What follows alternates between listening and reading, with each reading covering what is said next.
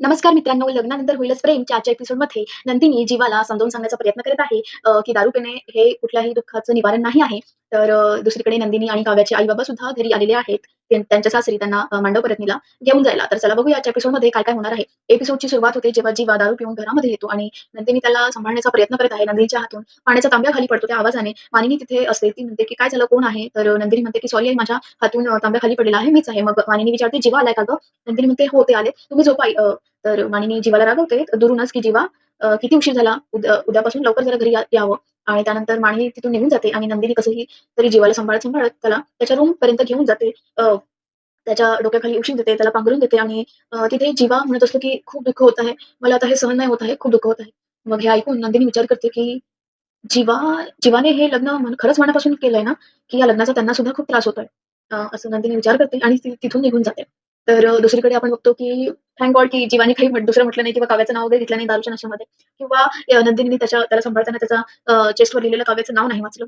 असो. दुसरीकडे आपण बघतो की मानिनीला खूप टेन्शन आलेलं आहे. ती विचार करत आहे. तर तिथे विक्रम तिला म्हणतो की "काय झालं मानिनी?" मग मानिनी म्हणते की आपल्या दोन्ही मुलांची मला खूप काळजी वाटत आहे."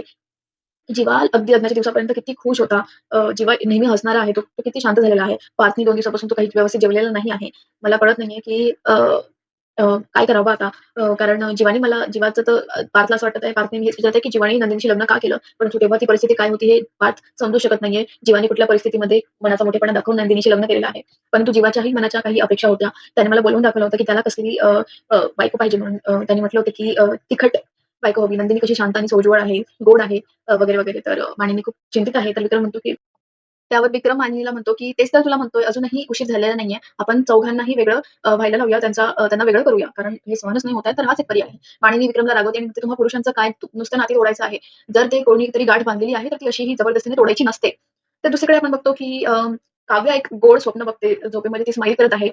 आणि ती एक स्वप्न बघत आहे, ज्यामुळे तिचं लग्न जीवासोबत झालेलं आहे. ती सकाळी-सकाळी उठते. जीवा तिला तिच्यासाठी कॉफी घेऊन आलेला आहे.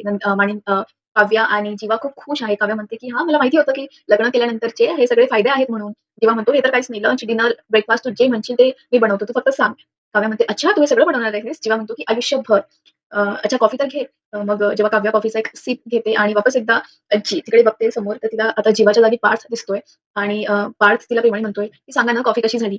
आणि काव्या खूप जास्त हादरून जाते समोर पार्थला बघून आणि लगेच ती झोपेतून उठते आणि विचार करते, की मला लवकरात लवकर डिव्होर्स घ्यायला हवा. आणि तिथेच ती खूप जास्त हादरून गेलेली आहे जीवाच्या जागी पार्थला बघितल्यावर. तर दुसरा दिवस उजाडतो तेव्हा आपण बघतो, की जीवा झोपेतून उठलेला आहे आणि त्याला आठवतंय रात्रीचं, आदल्या रात्री नंदिनीने त्याला सावरलं होतं. त्याला बेडरूममध्ये पण ती घेऊन आलेली होती आणि लगेच तो उभा राहतो. अ, अ, तेव्हा तिथे त्याला 2 ग्लास दिसतात. नंदिनी दिसते. 2 ग्लास घेऊन आलेली आहे त्याच्याकडे आणि नंदिनीला बघून जीवा एकदम जास्ती घाबरतो. नंदिनी म्हणते, की "घ्या." अ, अ, अ, ते ग्लास बघून जीवाला वाटतं, की दारू आहे. तो म्हणतो, की "काय दारू?" नंदिनी म्हणते, की "हां, दारू. काल तुम्ही एकटेच प्यायले होते. मला म्हटलं सुद्धा नाही. म्हणून म्हटलं आज आपण दोघे मिळून पिऊया. तरी मी विचार करत होते, की तुम्ही दारू का प्यायला असाल?" अ, मग जेव्हा म्हणतो की ते थोडासा स्ट्रेस होता. मग नंदिनी म्हणते की "अच्छा, हां, तेच म्हटलं की स्ट्रेस शिवाय कसं काय? हां, स्ट्रेस असेल मग तर दारू पिणे योग्य आहे. स्ट्रेस तुम्हालाही आहे, स्ट्रेस मलाही आहे जरा. मग एक काम करूया, दोघे मिळून पिऊया. हे घ्या." आणि नंदिनी प्यायला लागते. जेव्हा नंदिनीला थांबवतो आणि नंदिनी म्हणते, "काय थांबवता काय? दारूच आहे ना? दारू हेच एकमेव स्ट्रेसचं निवारण असेल, तर आपण दोघे मिळून पिऊया ना. चीअर्स." आणि नंदिनी प्यायला लागते. जेव्हा नंदिनीचा हात पकडतो आणि तिला थांबवतो. मग नंदिनी म्हणते की "तुम्हाला तुमच्या चुकीचा जे अनुभव झालेला आहे, तेच माझ्यासाठी मोलाचं आहे. दारू हे कुठलंच सोल्युशन नाही आहे आणि दुःखाला कवटाळणं पण कुठलं सोल्युशन नाही आहे. टाईम द्या, हळू-हळू सगळं ठीक होईल आणि तोपर्यंत हे पिया." जेव्हा वापस आश्चर्याने नंदिनीकडे बघतो, तर तेव्हा नंदिनी म्हणते, "दारू नाहीये, काढा आहे, पिया. मी पण पिते." आणि दोघी काढ्याचा एक-एक सिप घेतात आणि नंदिनी म्हणते, "बाय द वे हा काढ्याची टेस्ट दारूपेक्षा छान आहे, है ना?" आणि नंदिनी तिथून जाते आणि म्हणते, की "तुम्ही काढा प्या. मी आईला किचनमध्ये मदत करायला जाते." आणि ती तिथून निघून जाते. जीवा या वागण्यावर नंदिनीच्या इम्प्रेस होतो आणि तिकडे आपण बघतो, की स्वयंपाकघरामध्ये मालिनी चहाचं वगैरे ब्रेकफास्टची आणि चहाची तयारी करत आहे. नंदिनी तिथे येते आणि मानिनीला म्हणते, की "सॉरी आई, म्हणजे ते मी यांना काढा द्यायला गेले होते, म्हणून म्हटलं पटपट आल्यावर करेलच चहा वगैरे सगळ्यांना." मग ती म्हणते, की "आई, चहाचं पातेलं एवढंसं पुरेसं होईल का सगळ्यांना?" मानिनी म्हणते, "हो. काल अगं तू सगळ्यांसाठी चहा बनवला होता एवढा उत्साहाने, म्हणून तुला मी काही म्हटलं नाही. परंतु या घरामध्ये चहा फक्त 4-5 लोकच पितात. त्यामुळे त्यांच्यापुरता चहाच इथे बघतो. त्यांना आलं वगैरे मस्त असं गरम-गरम चहा लागतो. तू तुझे आणि नंतर बाकीचे सगळं कसे कॉफी वगैरे पितात. मानिनी सगळ्यांबद्दल सांगत आहे, की कोण काय पितं. जेव्हा पार्थची गोष्ट येते तेव्हा नंदिनीला आठवते सिनेमन कॉफी. मानिनी म्हणते, "हां, हळू तुला सगळ्यांच्या आवडी कळायला लागतील." मग नंदिनी स्वतःहून विचारते, "अच्छा, ह्यांना काय आवडतं?" मग मानिनी म्हणते, की "जीवाला कडक चाय आवडतो आल्यामधला आणि तसं तो स्वतःही खूप छान चाय बनवतो जेव्हा त्याचा मूड असेल तेव्हा." आणि मालिनी विचारते नंदिनी, "तुला काय आवडतं?" नंदिनी म्हणते, "मी सुद्धा चहाच पिते." कारण घरी पण सगळे चहाच घेतात. तर मालिनी म्हणते, "ॲक्चुअली एक गंमत आहे सांगू का? माझं एक स्वप्न होतं, की असंच म्हणजे सकाळी-सकाळी मी काही वर्षांनी पहिले कसं मी एकटीच अशी किचनमध्ये यायची. मी विचार केला होता, की काही वर्षांनी असं मी आलेले आहे किचनमध्ये आणि लगेच माझी नवीन-नवीन सून घाईगडबडीत येते आणि म्हणते, की "आई सॉरी मी येणारच होते. मी चहा करते, तुम्ही बसा." तर बघ आज माझं ते स्वप्न पूर्ण झालेलं आहे. तू आलेली आहेस आणि हे सगळं माझं स्वप्न तर पूर्ण झालेलं आहे बाबा. त्यानंतर आपण बघतो, की काव्या सकाळी-सकाळी डिव्होर्स लॉयरचे नंबर शोधण्यामध्ये बिझी आहे. तर तिला आता पटकन डिव्होर्स घ्यायचा आहे. तर तेवढ्यात मालिनी सुद्धा नंदिनीला म्हणते, की "आजचं हे सगळं मी बघते. तू फक्त काव्याला रेडी कर. कारण कसं आहे तुझे आई-बाबा येणार आहे ना, तर तू काव्याला रेडी कर. मला मांडव परतनीसाठी जायचं आहे ना." मग नंदिनी काव्याकडे येते आणि तरीही काव्य तिला एकदम वाईटरित्याच बोलत आहे, की काव्य विचारते नंदिनी विचारते काव्याला, की "काव्या कोणाशी बोलत आहे फोनवर? कोणाला फोन लावत होतीस?" तर काव्य म्हणते, "अच्छा आता हे पण तुला तुझ्या म्हणण्यानुसारच होणार आहे का? तुला विचारूनच मी फोन लावू का लोकांना?" असं काव्य बोलते आहे. नंदिनी म्हणते, की "अच्छा बाळा मला माहिती आहे तुला किती त्रास होतोय, परंतु एवढी चिडचिड का करत आहेस? याआधी तू तुझ्या मतांवर ठाम होतीस, परंतु यावेळेस खूप जास्ती अति होतंय.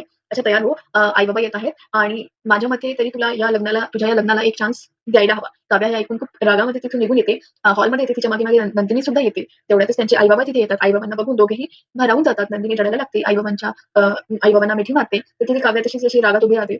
ती आई-बाबांना भेटतही नाही. आई-बाबांना कळतं, की काव्या रागवलेली आहे आणि तेवढ्यातच तिथे रम्या येते, वसुताई येते आणि ते म्हणतात, की "अरे तुम्ही इथे कसं काय आलेले आहात काव्याच्या आई-बाबांना?" तर ते म्हणतात, की "आम्ही मांडव परतनीसाठी मुलींना घ्यायला आलेलो आहे." मग वसुताई म्हणते, की "अच्छा, म्हणजे गावकऱ्यांमध्ये आणि तुमच्यामध्ये काही फरकच राहिलेला नाहीये. त्यांनी पण मारून-मारून रीती पूर्ण केले आणि तुम्ही तेच करत आहे. कुठल्या परिस्थितीमध्ये लग्न झालंय त्याचं काही नाही. परंतु तुम्हाला तुमच्या रीती निभावायच्या आहेत." अच्छा, वसुताईला हे तेव्हा नाही आठवलं जेव्हा ती गृहप्रवेशाच्या नंतरच्या ज्या रीती आहेत ते करायला जबरदस्ती करत होती. असो, वसुताई हे सगळं म्हणत आहे आणि ती अ, मुलींच्या आई-बाबांना मुलींचे सगळे अ, अ, सांगत आहेत त्यांच्या बद्दल वाईट बोलत आहे, की "तुझ्या मुलीला संस्कार तर खूपच खराब दिलेले आहेस तू. दोघी किती उद्धट आहेत" वगैरे आणि खूप काही बोलते. तर काव्या बोलण्याचा प्रयत्न करते, परंतु नंदिनी तिला शांत बसवते आणि तिथे वसुताईचं तोंड आहे, की सुटलेलंच आहे. ती नंदिनी आणि काव्याबद्दल खूप काही बोलते आहे त्यांच्या आई-बाबांना आणि म्हणते, की "मस्त संस्कार दिलेले आहेत तुम्ही." तर इथेच एपिसोड सुद्धा संपतो. येणाऱ्या एपिसोडमध्ये आपण बघतो काव्या आणि नंदिनी त्यांच्या माहिती आलेल्या आहेत.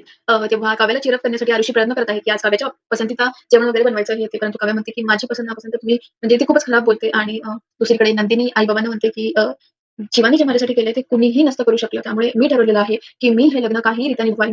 मी हे लग्न तोडणार नाही." दुसरीकडे रम्या सुद्धा म्हणते, की अच्छा रम्या विचार करत आहे, की काव्या तर 100% डिव्होर्सला सोडून त्या पारशी डिव्होर्स घेईलच. परंतु मला नंदिनीला आणि जीवाला सुद्धा वेगळं करायचं आहे. त्यामुळे ती फोटोमध्ये काहीतरी छेडछाड करत आहे. कोणाच्या तरी फोटोला ती दुसऱ्याच्या फोटोला आय गेस नंदिनी आणि जीवामध्ये मिसअंडरस्टँडिंग पैदा करण्याचा प्रयत्न करत आहे. तर आता एपिसोड अपडेट तुम्हाला कसा वाटला मला कमेंट करून जरूर सांगा आणि येणाऱ्या एपिसोडच्या अपडेटसाठी चॅनलला सबस्क्राईब करा. धन्यवाद.